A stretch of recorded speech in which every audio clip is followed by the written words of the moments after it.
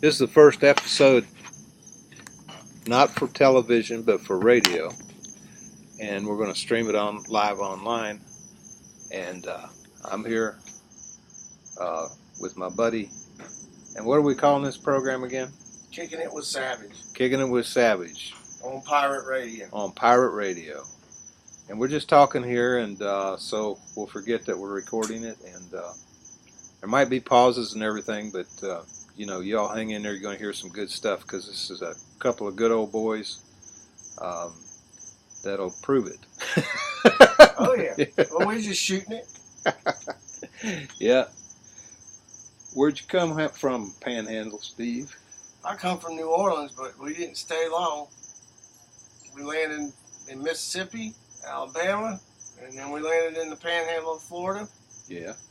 And which one of those places sticks out in your mind right at this moment? You got a story from one of those places? I could tell you about the private Christian school we had to go to in Montgomery, Alabama. Private Christian school? Oh, yeah. I got that might not be enough ice, so. So, who sent you there? I ain't sure. I believe it was my father's sister, but we're recording. Go on there. My father's sister was evil, and at the school we had to wear polyester uniforms, and it was hotter than the hinges of hell. And I hated it then, and I still hate it. Mm-hmm. And I remember walking down the sidewalks of Montgomery, Alabama, because we had to walk to school. It was still when they were integrating the schools. And I think this was in the early 70s. Uh-huh. And the thing I remember most is the beatings. Private Christian schools believe heavily in beating.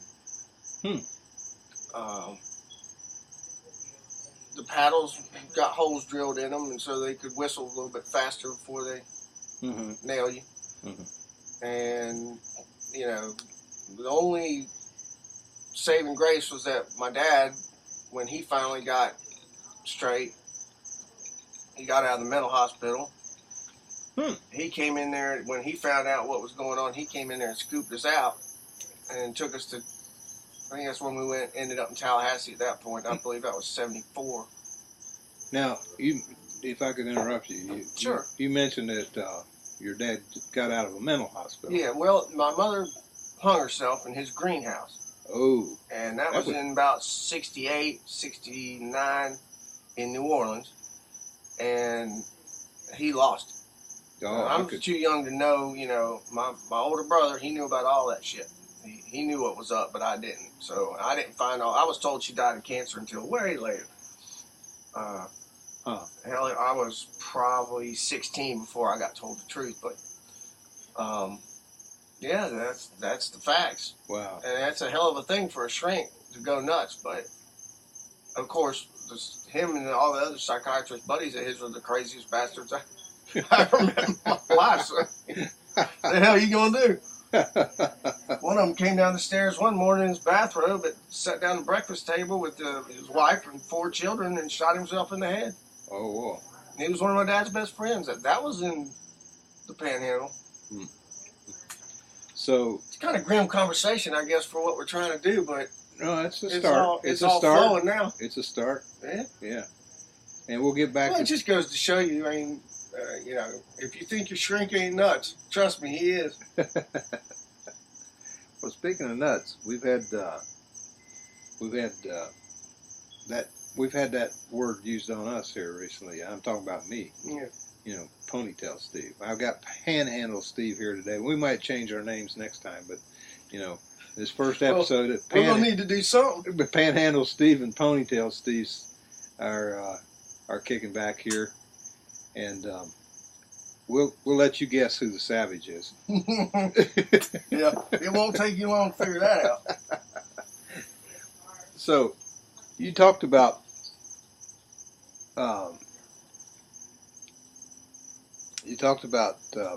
pirate radio, and what was that term that you used? Something about the airwaves.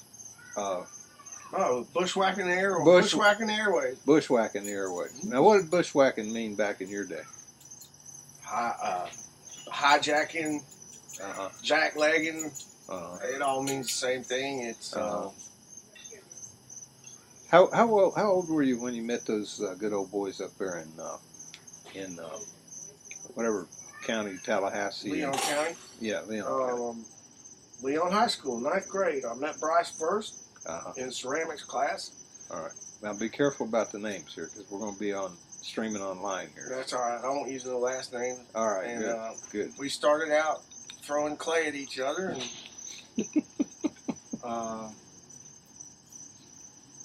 where I met my first girlfriend, who was his girlfriend first. Yeah. And it just went on from there, and then I met the next one and the next one, and it turned out we was all tied together one way or another. And now, when I was up there with you recently, did you all? You showed me around some of the places that you had gone. I think there's a state park, one of those places where you used Ball to do, Point.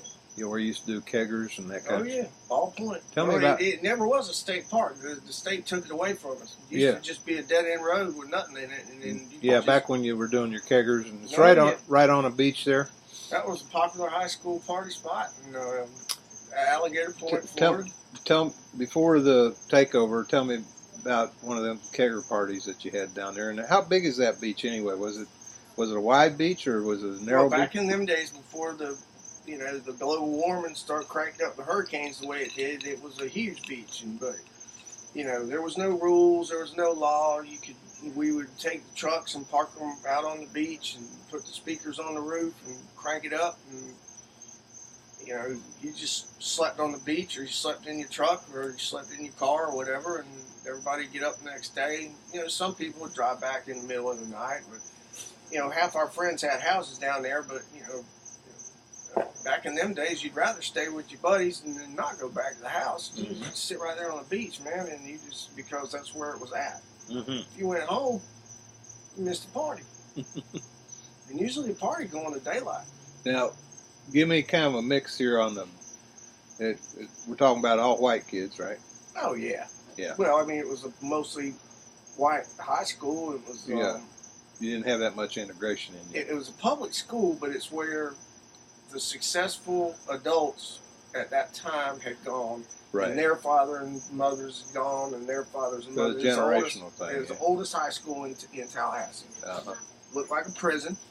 Looked like a prison. 4-story red brick. Well, then it didn't look so much like a prison, but now it does because they put a fence all the way around it with barbed wire and gates and all the things. Put it where you wanted you out here. Thanks. Well, I guess the way to put it is the fun police took over. And, yeah. They took away senior parking and all the fun shit that we had, where we used to drink before class our senior year and all, Right. Back in them days, you could, and I say back in them days, we're talking early 80s, it wasn't that long ago, but, I mean, the things we did then would get you thrown in jail now. Mm-hmm. I mean, we would... Give me an example. Every other pickup truck in the parking lot, which is parked in front of the high school, right there in front of the steps, had rifles and shotguns in the back window. Nobody locked their doors. Nobody stole anybody's guns. None of that bullshit. I mean, it was a different world, totally. And that's the world I was brought up in. People would come in. Everybody had, CBs and big tall whip antennas on the back of the truck, and people they'd chug a 6-pack and then put the empties back in the 6-pack ringer and stick it on and put it on, blow in the breeze. Put it on the antenna. Yeah, on top of it, 10-foot antenna, and nobody gave a shit. Nobody. Yeah. As long as you showed up to class. Yeah. And it was really up to you. Yeah. Nobody went chasing you around if you didn't. Of course, you didn't have texting in those days. No, there was no cell phones. Thank God. If I had my way, I'd take my cell phone and throw it in the freaking creek out here. But now you just said thank God, but you don't. You're not really. Well, that's just. That's programming. Program. Okay. That's just programming. But you're not really. No. A believer. No. Okay. It's just a phrase. It's just a catchphrase, I guess. Okay. Good old American catchphrase. Yeah. Yeah. Yeah. Now, what did? At what point did you guys get a little more progressive in your thinking regarding you know, the whole integration thing and everything. Or did you? No, they never did. They still haven't. Well, it's forced integration.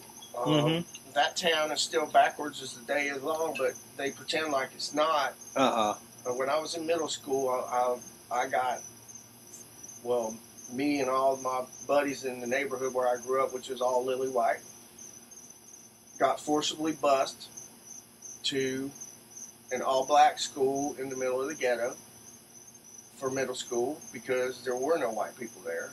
Okay. And they decided, well, the federal government was making us do this. They were they were busing white people into black schools. They bused us 25 miles out of the way. And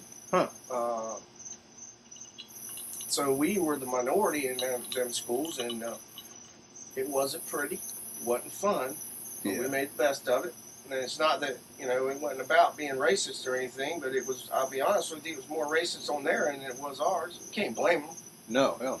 I mean, it's...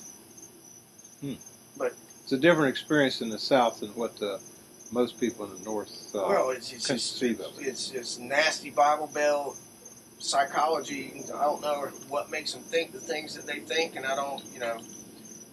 The only reason any of it went down is because they were being forced. Otherwise, it wouldn't have went down at all. I mean, you know, the federal government was making them do it. Yeah. That's the way I saw it anyway. Yeah. I mean, so you know damn well the state of Florida wasn't making them do it. Yeah. That's all lily white, too. The government of Florida still is. Right. Right. Well, run over there, Tracy.